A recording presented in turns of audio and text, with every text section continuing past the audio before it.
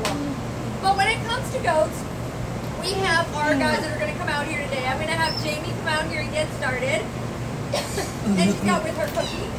And I have to say, when you see Cookie coming out here, and there's another one, what do you think the other goat's name is? If we have Cookie, Cookie Cream, well, it's actually Oreo. We love our snacks around here. We love our sweets. So, oh, look, Reed. He's really going to be following Jamie around because our goats are trained, and we use what we call operant conditioning or positive reinforcement. So we'll tell you more about that training in a little bit, but first off, let's just show you some of the things that he's climbing right on up the ramp there. Very common thing to see goats doing. Usually they're going to be climbing up. They can go up some very steep angles. They have two-toed hoofs that provide a lot of dexterity. So when they're climbing around, they're able to get on some pretty steep, rocky cliff faces. And again, they got a lot of dexterity going on. It's pretty cool to actually see how well they can climb around like that. So he's offering his foot. Now we mainly focus on natural behaviors here so that you can see the different things that these animals would do out in the wild. But another important part of the care of our animals is enrichment and just training in general. So even though it may not be natural for Cookie to shake your hand, it's something that we consider to be enriching for him, because when we ask him to do that type of behavior, if for him, he doesn't know he's shaking hands with you. He has no idea what any of that means, but it's making him think about what is it that she's asking me to do. I have to do something with my foot. And so all those types of things are very enriching because it's stimulating them, it's stimulating their mind to think and try to figure things out. Again, they're very, very smart animals. But we're going to let Oreo come on out here too with Brittany. Oreo? And Oreo's going to show you a few things as well. Now, both of the goats that you're seeing right now, they're boys. And does anybody know what the name is for a boy goat? What do we call a boy goat? His name is Oreo. I thought I heard somebody say Billy, maybe. A lot of people think they're called Billies, a Billy goat. That is a common nickname for them, but they're not Billies. They're actually bucks. And what if the male is a buck, then what do you think the female is?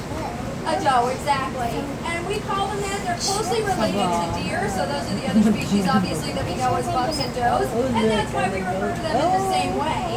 And when they have babies, there's a name for that. There's a special name for a baby goat. Do you guys know what that is? Kid. A kid, exactly, just like we call our own. So something we have in common with our goats. Now, one final question. This is the last of our trivia here. When it comes to a group of goats together, we get a whole bunch of them. What do you call that? A herd. That's a great guess. We think it's a herd. It's actually called a trip. And for me personally, I think they say that because whenever you get all the goats together, they're all over you and they trip you up and you're ready to stumble and fall all over the place. But I don't know if that's really the case. But that's how I try to remember it. So because if you've ever been in the pen area with all of them around, they do tend to trip you up a little bit. Now what you're going to see them doing is frisbees. Now we're not doing a frisbee toss to try to have them go fetch like you would see with dogs. What we're doing is we use those as what we call a station.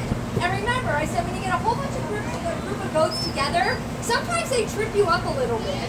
So what we decided to do to try to solve that problem is we taught the goats to go stand in a specific location.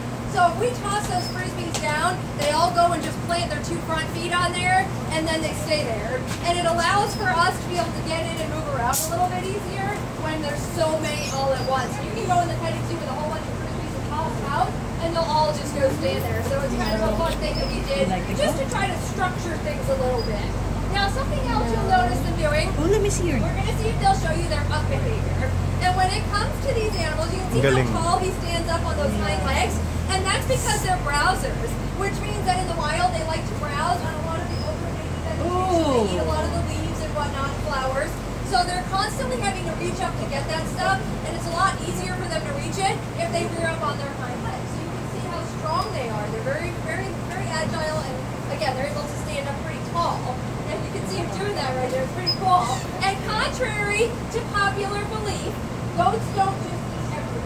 I know it may appear like they'll just eat anything that goes in front of their face, but they are a little bit finicky. You can see they're not even touching the grass out here because they do prefer a lot of that overhanging grass and vegetation. Now the thing about them as they're up close to you, you can take a close look here at Oreo's face and you can see a couple of things. His eyes, maybe his teeth a little bit as he's chewing. He's chewing a lot. And that's because in the wild, whenever they're getting their food, they pull it into their mouth. They don't have the same type of teeth that we have. They only have teeth on the bottom training Come on, let's go. grind back and forth. So when they're getting their food, they pull it down and they grind it. They spend a lot of time chewing it out.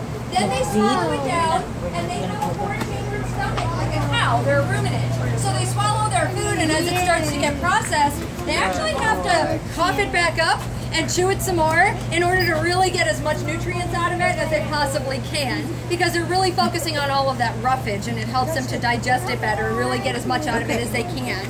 Now then they're gonna continue to chew it like you see them doing, and they're gonna swallow it back down. So if you're in the petting zoo and you see them just sitting there laying down and they're just chewing and chewing and chewing, now you know why. You know where that food is all coming from. It's not just appearing out of nowhere. They're coughing it back up and swallowing it back down.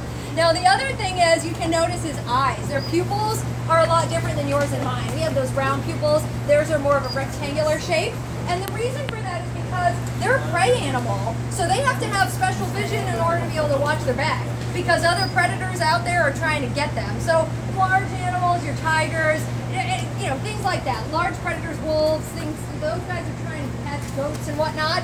And so goats, actually, their vision is really good. They can see almost directly in front of them, not quite directly, but almost all the way. And then they see almost all the way around to directly behind them. So they're always watching their back in order to watch for predators and just make sure they don't get taken out by something. It's pretty cool. Their vision is really, really good. Now, when it comes to the training here, you'll notice that they're getting their snacks, and that's that positive reinforcement that I mentioned. And one of the key things to operant conditioning and positive reinforcement is that the animal is essentially controlling the session. They're driving the session, and they're telling you what they're going to do and what they're not going to do. And so at any point in time, if they don't want to participate, they can walk away. And that's how it works with all the animals in the zoo. Whether you're talking about a tiger or a goat or the birds or anything like that. If they want to participate, then they're going to get rewarded for it. If they don't, there's no punishment involved. They just don't get the extra snack or the extra scratches or whatever it might be. And that's the thing about the rewards. It can be anything. It can be an enrichment or one of their favorite toys. It can be a food item. It can be tactile reinforcement, meaning you can give them scratches if they like that sort of thing. And again, if they don't behavior, there's no